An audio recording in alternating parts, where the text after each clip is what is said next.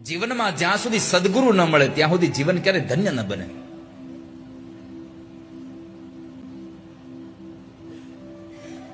જીવનને ધન્ય બનાવવું હોય તો સદગુરુની આવશ્યકતા બહુ છે. રામચરિત માનસ કહે છે, ગુરુ બિન ભવનિધિ તરઈ ન કોઈ. આ સંસારમાં જેને જેને ગુરુ નથી મળ્યા એ સંસારને પાર ન કરી શકે.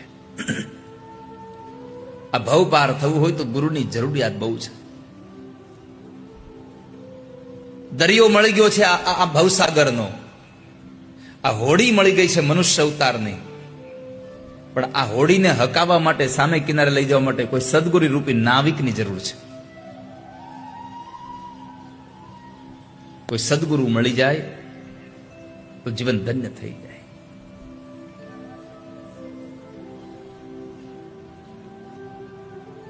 તો સુખદેવજી મહારાજને વંદન કર્યા કે જેને આપણને ભગવાન ભાગવતનું જ્ઞાન આપ્યું છે. જીવનમાં જ્યાં સુધી સદગુરુ ન મળે ત્યાં સુધી જીવન ક્યારે ધન્ય ન બને.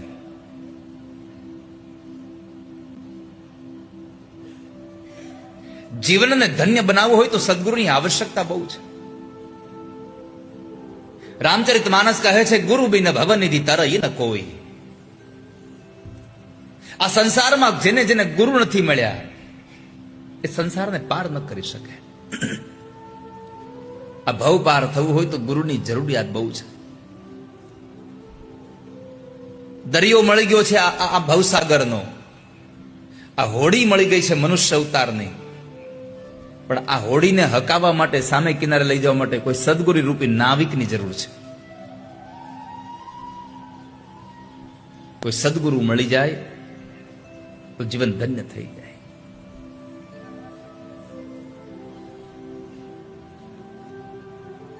તો સુખદેવજી મહારાજને વંદન કર્યા કે જેને આપણને ભગવાન ભાગવતનું જ્ઞાન આપ્યું છે.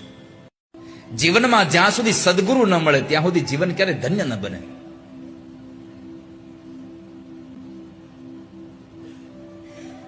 જીવનને ધન્ય બનાવવું હોય તો સદગુરુની આવશ્યકતા બહુ છે. રામચરિત માનસ કહે છે, ગુરુ બિન ભવનિધિ તરઈ ન કોઈ. આ સંસારમાં જેને જેને ગુરુ નથી મળ્યા એ સંસારને પાર ન કરી શકે. આ ભવ પાર થવું હોય તો ગુરુની જરૂરિયાત બહુ છે.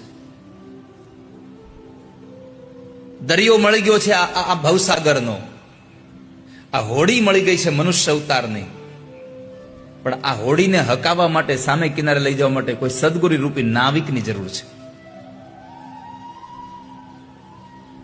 કોઈ સદગુરુ મળી જાય તો જીવન ધન્ય થઈ જાય.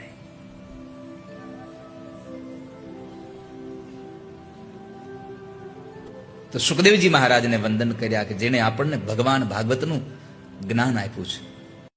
જીવનમાં જ્યાં સુધી સદગુરુ ન મળે ત્યાં સુધી જીવન ક્યારે ધન્ય ન બને.